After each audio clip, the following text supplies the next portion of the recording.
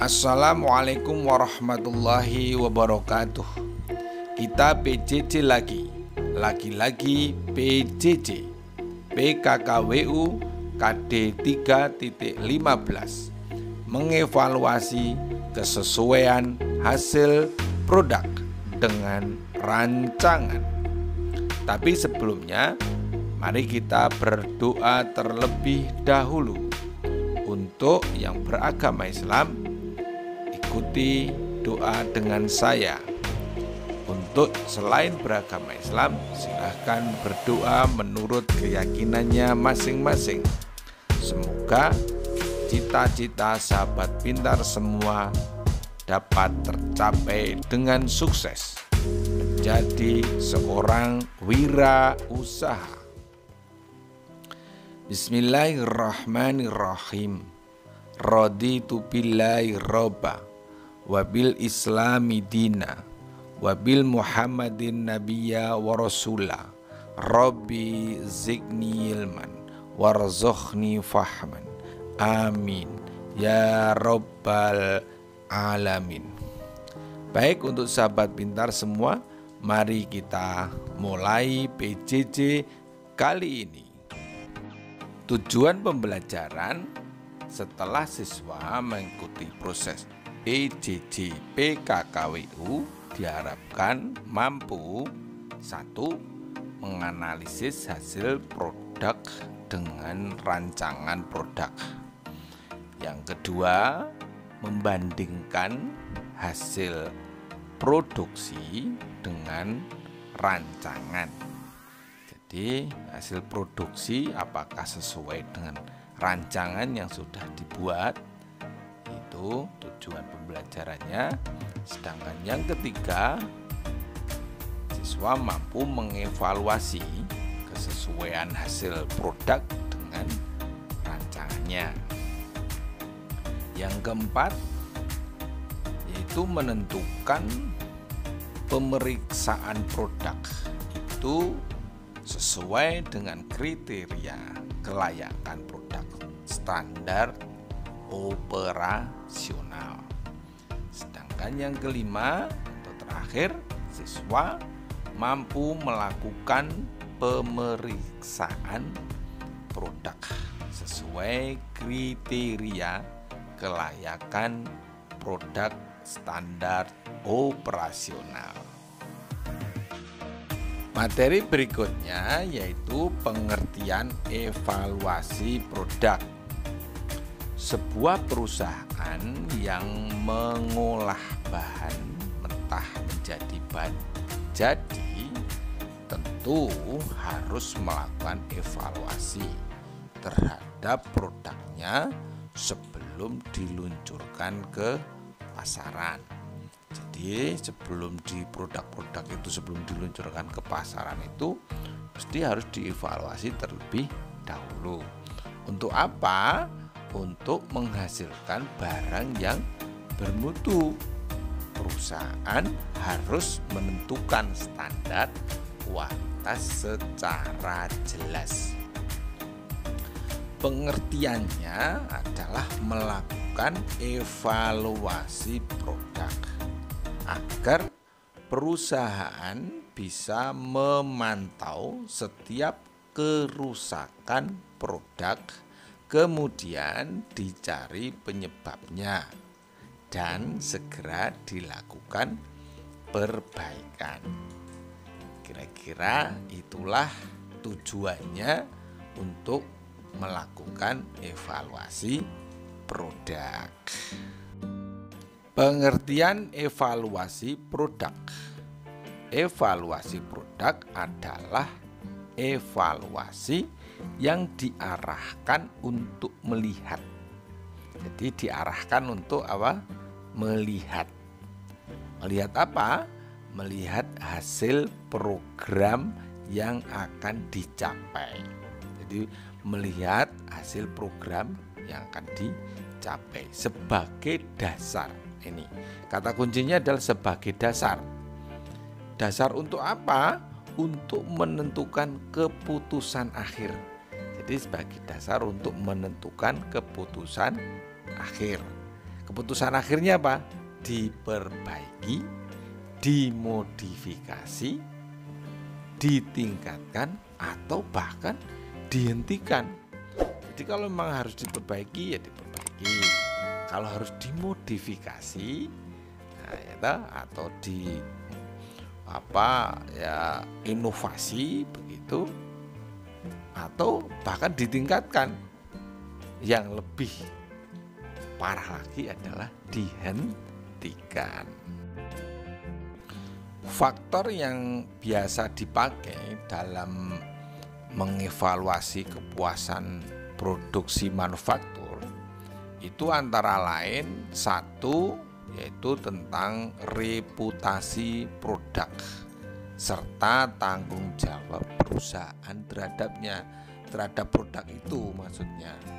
Dalam hal ini konsumen itu bisa melihat kinerja atau performance dari karakteristik operasi pokok dari produk inti yang dibeli. Misalnya mobil ya, mobil itu harus punya reputasi dan bisa dipertanggungjawabkan oleh perusahaan.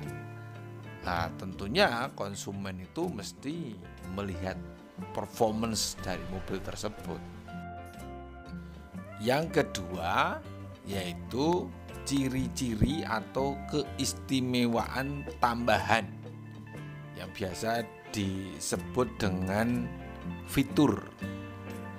Fitur itu maksudnya karakteristik sekunder atau pelengkap yang merupakan fasilitas tambahan yang menambah fungsi dasar berkaitan dengan pilihan pengembangan.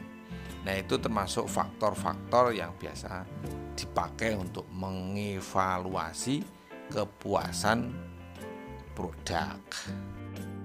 Yang ketiga sekarang adalah kehandalan atau reliability. Apakah itu? Yaitu kemungkinan kecil akan mengalami kerusakan atau gagal digunakan. Nah, ini penting sekali. Jadi ada kemungkinan kecil yang itu bisa merusak atau bahkan gagal digunakan. Berkaitan dengan kemungkinan suatu produk itu melaksanakan fungsinya secara berhasil dalam waktu tertentu di bawah kondisi tertentu. Misalnya memproduksi kampas rem. Nah, kampas rem itu harus punya reliability atau kehandalan. Untuk apa? Untuk menanggulangi kemungkinan terkecil yang dialami akan menjadi sebuah kerusakan atau kegagalan. Yang keempat yaitu tentang kesesuaian dengan spesifikasi atau conformance to specification. Maksudnya apa? Maksudnya yaitu sejauh mana karakteristik desain atau operasi memenuhi standar yang telah ditetapkan. Ini faktor-faktor yang biasa dipakai untuk mengevaluasi kepuasan produksi. Yang kelima yaitu daya tahan atau durability. Yaitu berkaitan dengan berapa lama produk tersebut dapat digunakan. Ya, kalau misalnya kampas rem ya berapa lama durability-nya, daya tahannya itu. Biasanya karakteristik ini berhubungan dengan ukuran masa pakai suatu produk itu atau expirednya lah istilahnya, itu kira-kira produk itu bisa digunakan sampai durasi berapa lamanya, itu ditentukan di situ, merupakan faktor untuk mengevaluasi kepuasan produk manufaktur. Yang keenam yaitu kemampuan pelayanan, melayani itu, servis ya. Sehingga kalau bisa disebut dengan serviceability, yang merupakan karakteristik yang berkaitan dengan kecepatan kompetensi. Kecepatan kompetensi itu kalau di servis dia langsung cepet enggak atau rumit gitu. Nah, termasuk dengan kenyamanan atau kemudahan direparasi. Mudah enggak ini diperbaiki, direparasi itu mudah enggak barangnya itu, hasil produk manufakturnya itu. Misalnya kalau di sini ya yang seperti saya contohkan kampas rem bisa paling gampang kan, serta penanggulangan keluhan. Nah, penanggulangan keluhan ini gampang nggak dan memuaskan atau tidak, itu termasuk serviceability, itu termasuk untuk mengevaluasi kepuasan produk manufaktur. Yang ketujuh yaitu estetika atau stability, yang merupakan karakteristik yang bersifat subjektif. Nah, estetik itu subjektif. Subjektif itu tidak bisa digeneral secara umum. Jadi kalau saya melihat itu estetika atau bagus, itu belum tentu sahabat pintar murid semuanya juga sama sependapat dengan saya. Itu sehingga berkaitan dengan pertimbangan pribadi. Pertimbangan pribadi, karena ini pribadi masing-masing, subjektivitas toh. Nah, ini merupakan refleksi dari preferensi atau pilihan pribadi masing-masing. Ini juga menjadi faktor untuk mengevaluasi kepuasan produksi atau produk. Yang kedelapan yaitu kualitas yang dirasakan atau perceived quality. Ini bersifat subjektif juga karena dirasakan, ya, berkaitan dengan perasaan pelanggan. Jadi kalau saya menggunakan rem merek A dan kampas rem merek B itu, wah beda, enak yang merek A misalnya. Ini termasuk perceived quality yang bersifat subjektif. Tapi belum tentu sahabat pintar ternyata lebih enak yang bermerek B misalnya. Nah, ini perasaan pelanggan dalam apa? Mengonsumsi produk atau memakai produk tersebut seperti meningkatkan harga diri. Ya. Artinya apa ya? Artinya kualitas produk ini bisa mengangkat harga diri dari pengguna. Biasanya merupakan karakteristik yang berhubungan dengan reputasi atau ini kualitas ya, reputasi, nama yang baik gitu. Ini menjadi juga evaluasi kepuasan produksi. Yang berikutnya adalah penentuan kualitas produk dan pengendalian mutu produk. Apa maksudnya? Maksudnya adalah dengan mempertimbangkan hal-hal sebagai berikut. Satu, yaitu kualitas produk pesaing. Jadi kan kita ini mesti punya pesaing. Nah, kualitas produk pesaing itu harus kita perhatikan. Minimal perusahaan itu menghasilkan produk dengan kualitas yang sama, dengan tentunya sama dengan produk pesaing, bahkan sedapat mungkin lebih baik dari produk pesaing. Itulah termasuk sebagai pertimbangan untuk apa? Untuk pengendalian mutu produk. Yang kedua yaitu manfaat akhir dari produk. Apakah maksudnya? Maksudnya yaitu bahwa produk tersebut sebagai produk akhir, atau bahkan malah itu produk perantara untuk diproduksi lebih lanjut. Ini penting sekali dipertimbangkan. Jadi ini ada apakah produk akhir atau produk perantara. Agar apa? Agar kita bisa mengendalikan mutu produk tersebut. Yang ketiga yaitu keseimbangan antara harga dan kualitas.